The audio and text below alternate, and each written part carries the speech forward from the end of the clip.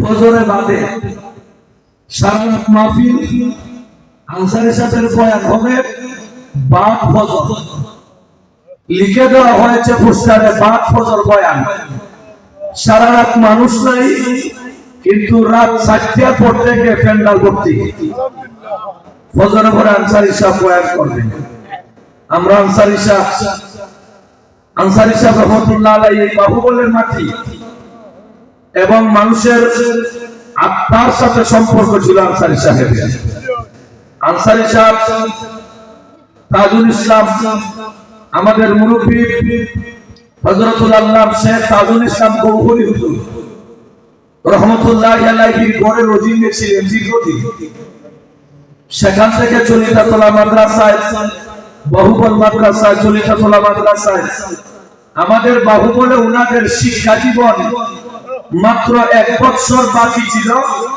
দাওরা দিয়েছেন সিলেটে, বাকি উনার পুরাটা শিক্ষা জীবন ছিল আমাদের বাহুবলে। হযরতুল আল্লামা গৌহরী হুজুর রহমতুল্লাহ আলাইহি উনাকে ছেলে বলে সম্বোধন করতেন। এই জন্য আমাদের আত্মার সঙ্গে সম্পর্ক ছিল। আল্লামা জুবায়ের আহমদ আনসারী রহমতুল্লাহি আলাইহি।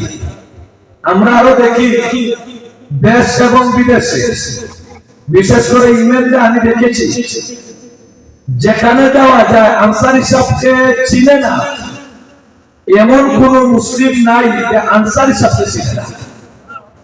যেভাবে আমাদের দেশে বিচরণ, দেশে যেভাবে বিচরণ করছেন 5টা প্রোগ্রাম, ইংল্যান্ডের মাটিতেও ডেইলি 5টা 4টা প্রোগ্রাম করছেন। এক শহর থেকে আরেক শহরে দিনের 10টায়, জোহরের পরে, আসরের পরে, রাত্রে 3টায় বয়ান।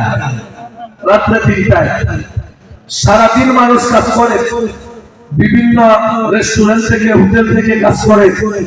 12টা 1টার সময় আইয়া গোসল কইরা খানা দানা খাইয়া এখন আনসারী সাহেবের বয়ান হবে রাত্রে 2টায়। মসজিদ ভর্তি মানুষ। ওই দেশ তো আমাদের দেশের মতো না, আবহাওয়া ব্যতিক্রম, ঠান্ডার দেশ। কোন হল অথবা মসজিদ ছাড়া কথা বলা খুব কষ্টকর বিষয়।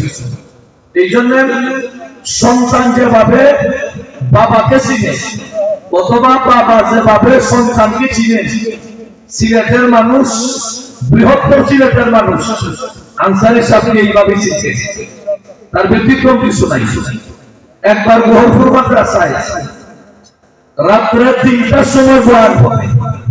রাত্রে 3টায় যে দৃশ্যটা আমি সাক্ষী, আমিও স্টেজে বসা।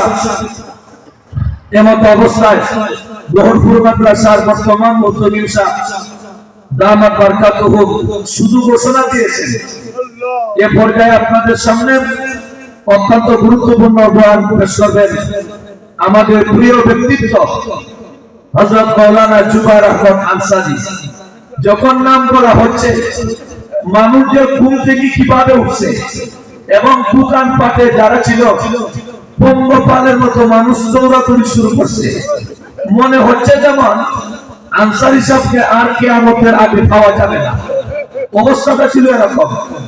চতুর্দিক থেকে মানুষ দৌড়ে অগ্রসর হচ্ছে। তিনি ছিলেন জুবায়ের আহমদ আনসারী রহমতুল্লাহি আলাইহি, যার আদর্শ, যার চলাফেরা, যার কথাবার্তা, যার উঠা বসা আমাদের জন্য, যেদিকে আমরা আলোচনা করব, উনার চলাফেরা থেকে, উনার উঠা বসা থেকে আমাদের জন্য শিক্ষণীয় অনেক আছে। আমরা যখন প্রোগ্রামের জন্য গেছি, কেউ না করতেন না, ডায়েরিটা বার করে বলতেন ওই এক সাইকেল লিখে দিয়ে যাও। এখন দাদা সারা পৃষ্ঠার মধ্যে লেখবার টাকা নাই, এখন আপনার সাইটে দিয়া আপনার সুযোগ হলে লিখিয়া দেওয়া হয়েছে।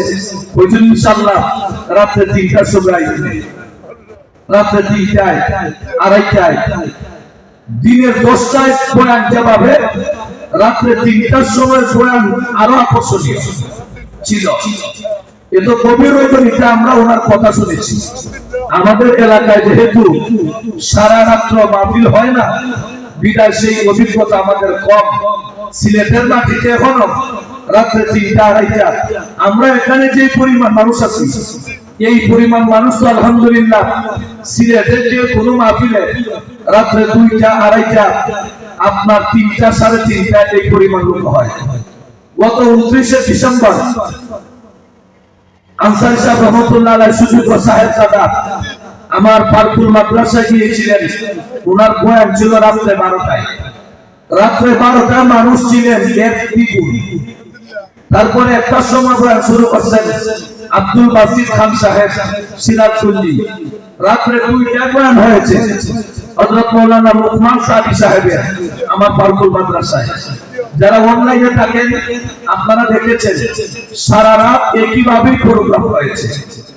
আমাদের এলাকায় রাত্রে 9টার পরে মনে হয় রাত মনে হয় 3টা বাজার কাছাকাছি অবস্থাটা এমন হয়।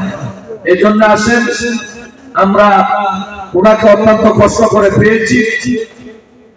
আমাদের সঙ্গে আস্থার সম্পর্ক আছে এবং এই সম্পর্ক আজীবন থাকবে এটা আমার দৃঢ় বিশ্বাস। ইনশাআল্লাহ এই সম্পর্ক আজীবন থাকবে। সম্মানিত উপস্থিতি, এখনো যারা আপনারা বাড়ি ঘরে আছেন অথবা আপনারা রাস্তাঘাটে ঘোরাফেরা করছেন, আমি অনুরোধ করব আপনারা রাস্তাঘাটে অযথা সময় নষ্ট না করে মাহফিলে চলে আসুন। আজকের মাহফিল আমরা খুব বেশি লম্বা করব না, যেহেতু আগামী কল্য আমাদের মাহফিল আছে। আগামীকাল মাগরিবের পরে অত্যন্ত গুরুত্বপূর্ণ বয়ান পেশ করবেন খতিবে বাঙ্গাল মজলুম আলেমে দ্বীন হযরতুল আল্লাহ জুনাইদ আল হাবিব সাহেব দামাত বারাকাতুহু। এজন্য ওনার বয়ানের পরে ইনশাআল্লাহ আজকে মুনাজাত হবে। আমি আশা করব আপনারা যারা আমার সামনে যারা আপনারা রয়েছেন মুনাজাত পর্যন্ত ওনার আলোচনা শুনে মুনাজাতে শরীক হয়ে যাবেন ইনশাআল্লাহ। হযরত আমাদের সামনে অত্যন্ত গুরুত্বপূর্ণ বয়ান পেশ করবেন। হযরতের আলোচ্য বিষয় জান্নাত ও জাহান্নামের বিবরণ। এই বিষয়টিকে সামনে রেখে ওনার গুরুত্বপূর্ণ আলোচনা পেশ করার জন্য মাদ্রাসা আশরাফিয়া দৌলতপুরের পক্ষ থেকে সবিনয় অনুরোধ করছি।